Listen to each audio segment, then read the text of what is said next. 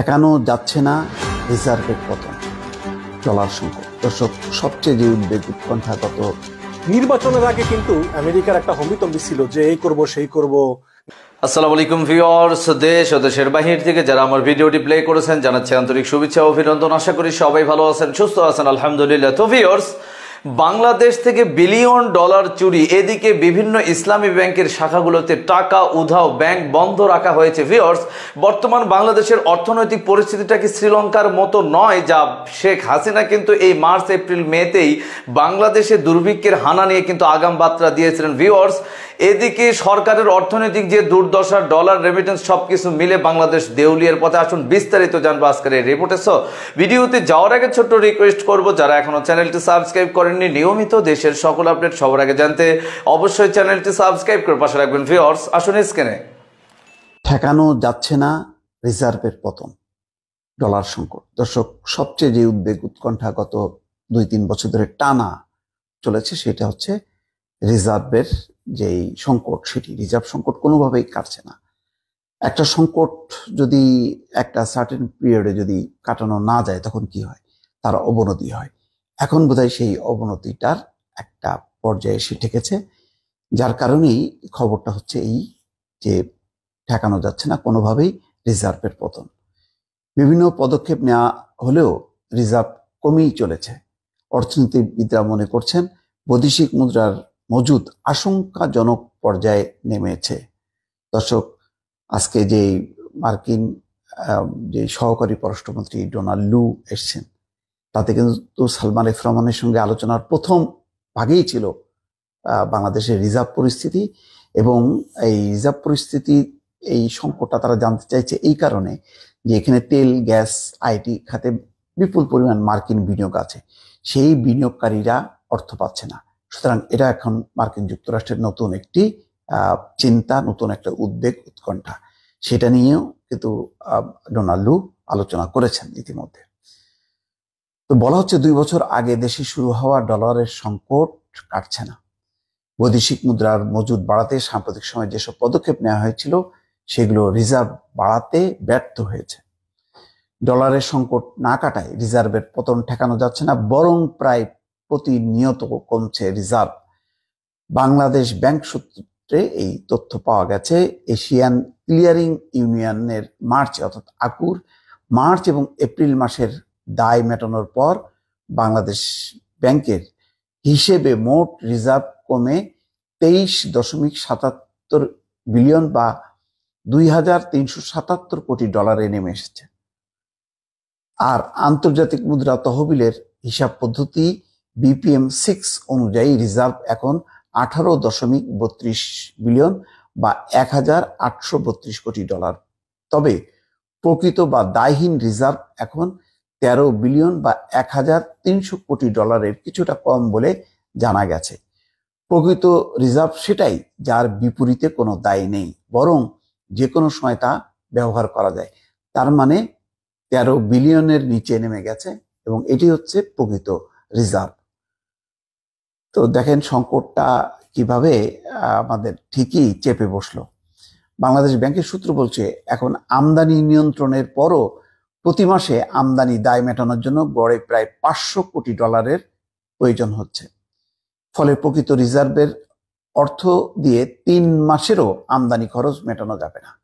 এখন একটা ন্যূনতম থাকে যে 3 মাসের আমদানি ব্যয় মেটানোর খরচ থাকতে হবে, এটা হলো মিনিমাম। সেটাও কিন্তু এখন আর থাকছে না। অর্থনীতিবিদরা মনে করছেন বৈদেশিক মুদ্রার মজুদ আশঙ্কাজনক পর্যায়ে নেমেছে।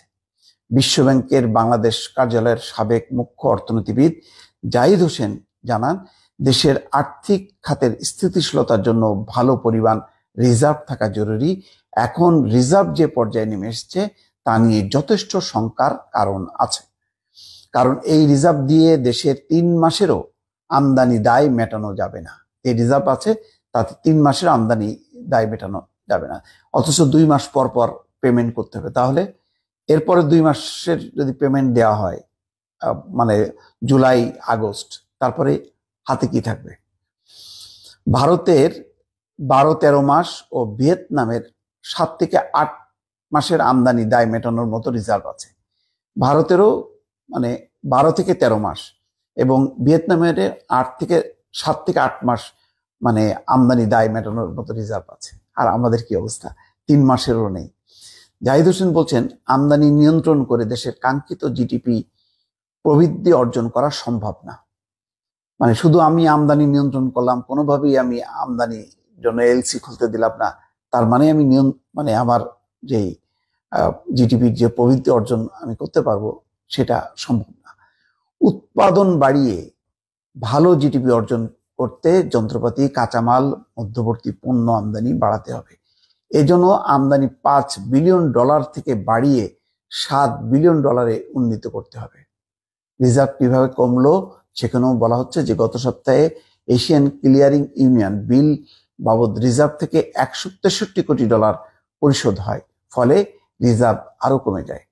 আগামী 30 জুন পর্যন্ত বাংলাদেশের জন্য আন্তর্জাতিক মুদ্রা তহবিলে দেওয়া নিট বা প্রকৃত বৈদেশিক মুদ্রা রিজার্ভের লক্ষ্যমাত্রা ছিল $2011 কোটি মার্কিন ডলার। বাংলাদেশের অনুরোধের পর আইএমএফ তা কমিয়ে $1475 কোটি নামিয়েছে। তবে প্রকৃত এই রিজার্ভ এখন $1300 কোটি কম। তার মানে বাংলাদেশের অনুরোধে আইএমএফ যেই লক্ষ্যমাত্রা নির্ধারণ করলো, এখন দেখা যাচ্ছে সেই লক্ষ্যমাত্রাও পূরণ করতে পারছে না বাংলাদেশ। ফলে এখনো লক্ষ্য অর্জনের বেশ দূরে রয়েছে বৈদেশিক মুদ্রার মজুদ। 2021 সালে বাংলাদেশ ব্যাংকের মোট রিজার্ভ $4800 কোটি ছাড়িয়েছিল কেন্দ্রীয় ব্যাংকের নিজস্ব হিসেবেই, যা এখন কমে $2377 কোটি, মানে অর্ধেকে চলে আসছে। ফলে 2.5 বছরে রিজার্ভ কমে অর্ধেক হয়েছে। দর্শক, পরিস্থিতি খুবই উৎকণ্ঠার, এবং সেইটি সফররত মার্কিন যে সহকারী পররাষ্ট্রমন্ত্রী ডোনাল্ড লু দেখেন বাংলাদেশে এসে প্রথমেই সরকারি পর্যায়ে তার সালমান এফ রহমানের সাথে যে বৈঠক, সেই বৈঠকে কিন্তু সেই রিজার্ভের প্রসঙ্গটা এনেছে। তাদের যে দর্শক, স্ক্রিনে আমরা সে সম্পর্কে বিস্তারিত জানলাম। এ বিষয়ে আপনাদের মতামত কমেন্টে জানান। বাংলাদেশে অর্থনৈতিক এতটা মন্দা আর সংকটাপন্ন মুহূর্ত হলেও বাংলাদেশ থেকে পাচারকৃত টাকা অন্যান্য দেশে তাদের তালিকা এবং অন্যান্য দেশে তাদের অর্থ সম্পত্তি প্রাচুর্য দেখলে আপনারা অবাক হয়ে যাবেন যে কেন বাংলাদেশ আজ এই গরিবানা হালত সম্মুখীন হতে হলো। বিস্তারিত জানবো আজকের এই তদন্তে। নির্বাচনের আগে কিন্তু আমেরিকার একটা হম্বিতম্বি ছিল যে এই করব সেই করব, নিষেধাজ্ঞা দিব, এটা করব। তো এতে আওয়ামী লীগের লোকেরা, বিশেষ করে যারা রাষ্ট্রযন্ত্রের সঙ্গে জড়িত, যেমন আওয়ামী লীগ পন্থী ব্যবসায়ী, আওয়ামী লীগ পন্থী আমলা, রাজনীতিবিদ, এরা তো আছেই। তো এরা সবাই চিন্তা করলো যে না, আমেরিকা সম্পত্তি করা একটা রিস্ক হয়ে যায়, এবং তারা করলো কি, তারপর তারা আমেরিকার সব সম্পত্তি বিক্রি করা শুরু করলো, যে আমেরিকা যদি আবার এই সম্পত্তি ক্রপ করে।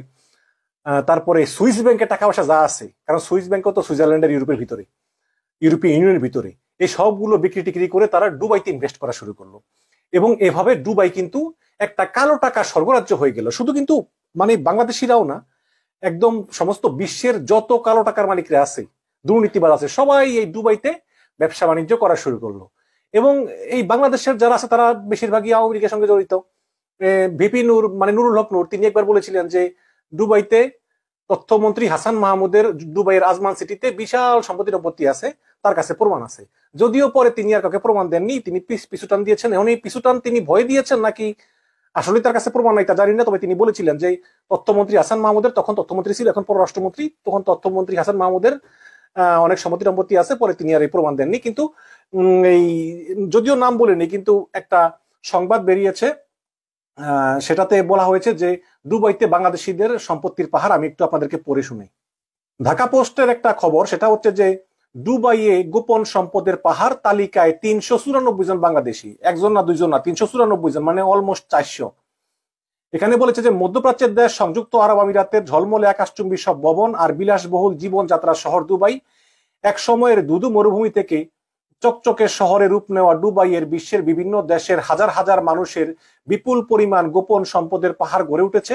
অর্থের উৎস সম্পর্কিত কোনো প্রশ্নের মুখোমুখি হওয়া ছাড়াই ব্যাংকের মাধ্যমে বা ব্যক্তিগত বিমানে ভরে অর্থ নেওয়ার সুযোগ রয়েছে এই আরব আমিরাতে। মানে আরব আমিরাতে টাকা কই থেকে আইছেন, কই থেকে পাইছেন, টাকা কালো না সাদা, কিভাবে ইনকাম করছেন, এগুলো কোনো কিছু তারা জিজ্ঞেস করে না।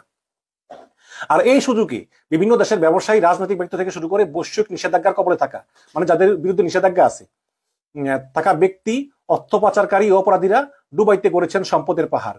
দুবাই আনলকড নামে বৈশ্বিক অনুসন্ধানী সাংবাদিকতার এক প্রকল্পে দুবাইয়ে গড়ে ওঠা বিশ্বের বিভিন্ন দেশের হাজার হাজার মানুষের এই সম্পদের গোপন তথ্য ফাঁস হয়েছে।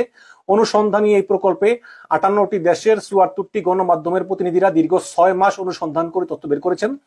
অনুসন্ধানী সাংবাদিকদের বৈশ্বিক network organization crime and corruption reporting project ও সিসিআরপি ও নরওয়ের সংবাদ মাধ্যম E24 নেতৃত্বে এই অনুসন্ধান কার্যক্রম পরিচালিত হয়েছে। মঙ্গলবার দুবাই আনলক শিরোনামে প্রতিবেদনটি নিজেদের ওয়েবসাইটে প্রকাশ করেছে ও সিসিআরপি। বিভিন্ন দেশের সন্দেহভাজন অপরাধী, নিষেধাজ্ঞাপ্রাপ্ত দুর্নীতির সঙ্গে জড়িত ব্যক্তিরা দুবাইয়ে কিভাবে নিরাপদে সম্পদ কিনেছেন সেই চিত্র উঠে এসেছে এই প্রতিবেদনে। আমেরিকা ভিত্তিক অলাভজনক সংস্থা centre for advance defence studies প্রথম এই ফাঁসকৃত তথ্য পায়। দুবাইয়ের সরকারি ভূমি দপ্তর সহ অন্যান্য রিয়েল এস্টেট কোম্পানির ফাঁস হওয়া তথ্যপত্রের উপর ভিত্তি করে এই অনুসন্ধান চালানো হয়। ও সিসিআরপি বলেছে যে 2020 থেকে 22 সাল নাগাদ দুবাইয়ে বিদেশি মালিকানায় থাকা সম্পদের পরিমাণ $160 বিলিয়ন বেশি। প্রতিবেদনে বলা হয়েছে যে দুবাইয়ে বিদেশিদের সম্পদের মালিকানার তালিকায় শীর্ষে আছেন ভারতীয়রা। 29,700 ভারতীয় নাগরিকের 35,000 সম্পত্তি রয়েছে দুবাইয়ে। দুবাইয়ে ভারতীয়দের সম্পত্তির মূল্য $17 বিলিয়ন বেশি বলে ধারণা করা হয়। ভারতের পর এই তালিকা রয়েছে পাকিস্তান। দুবাইয়ে 17,000 পাকিস্তানির হাতে 23,000 সম্পত্তির মালিকানা রয়েছে। আমিরাতের এই শহরে গোপন সম্পদের তথ্য ফাঁস হয়ে যাওয়ার পর ভারত পাকিস্তানে ব্যাপক তোলপাড় শুরু হয়েছে এবং ভারতের শীর্ষ ধনী মুকেশ আম্বানি থেকে শুরু করে বলিউড বাদশা শাহরুখ খানেরও গোপন সম্পদের খোঁজ মিলেছে দুবাইয়ে। আর পাকিস্তানের ক্ষমতাসীন প্রেসিডেন্ট আসিফ আলী জারদারি, সাবেক প্রধানমন্ত্রী নেওয়াজ শরীফের ছেলে হুসেইন নেওয়াজ শরীফ, সাবেক স্বৈরশাসক প্রয়াত পারভেজ মুশারফ সহ দেশটির বর্তমান সরকারের বেশ কয়েকজন মন্ত্রীর নাম তালিকা রয়েছে